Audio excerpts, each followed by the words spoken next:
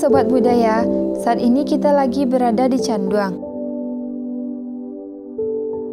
Nah, yang namanya daerah Canduang ini memiliki hubungan yang erat dengan Tuanku Lareh. Tuanku Lareh dalam bahasa Belanda disebut Larashof atau Kepala Laras, merupakan jabatan adat buatan pemerintah kolonial Belanda untuk mengontrol masyarakat Minangkabau.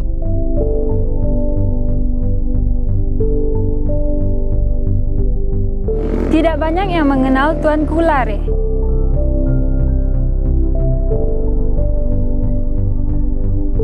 Tuanku Lareh merupakan jabatan yang cukup bergengsi pada masa itu, sehingga secara umum jabatan itu dipegang oleh kalangan penghulu yang berpengaruh di negeri tersebut.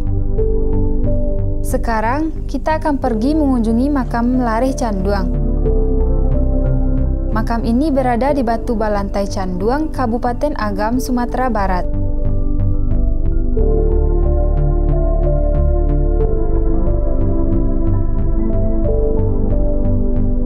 Makam ini terletak di lahan seluas 663 meter persegi yang berada di kompleks pemakaman keluarga Tuanku Lareh Canduang dari suku Sikumbang.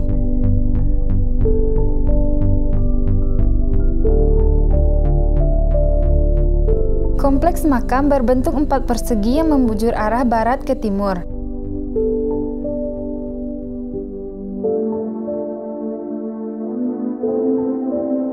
Tuanku Lareh adalah jabatan adat yang dibuat oleh kolonial Belanda untuk mengontrol masyarakat Minangkabau. Jabatan Tuanku Lareh ini secara umum berasal dari kalangan penghulu yang berpengaruh di suatu negeri.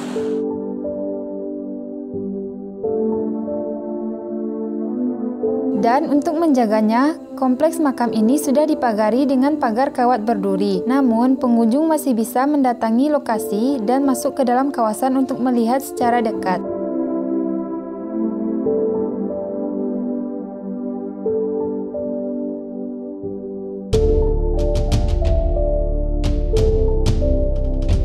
Pintu masuknya berada di sisi utara berhadapan dengan jalan di depannya, dengan keadaan lahan bergelombang di seluruh wilayah kompleks makam.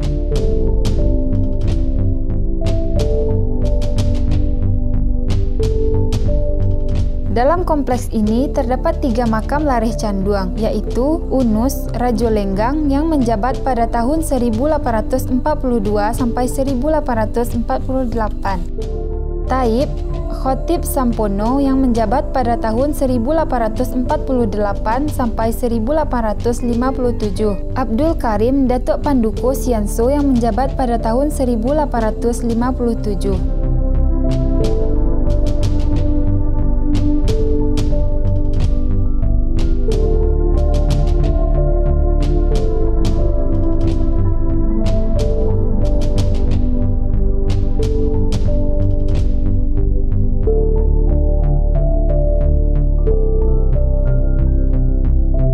Selain 3 buah makam tersebut, ada banyak nisan-nisan lain yang terdapat di kompleks makam ini.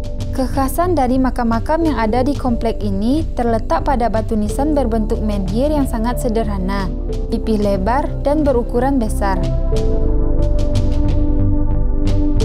Makam dan nisan yang paling besar jiratnya berundak dari bahan batu yang direkat dengan semen.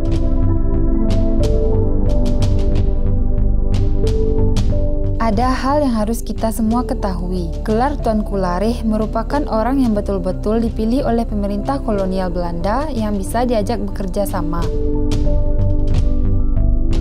Sebab, secara langsung atau tidak, mereka tetap menjadi perpanjangan tangan kolonial Belanda untuk menekan dan mengontrol masyarakat Minangkabau, serta dituntut harus loyal kepada Belanda, sehingga tidak sedikit masyarakat yang membenci mereka. Tetapi, tidak banyak yang mengetahui Tuanku Lareh tetap memegang idealisme dan memberontak kepada pemerintah kolonial Belanda karena mereka cinta akan tanah kelahiran dan rakyatnya.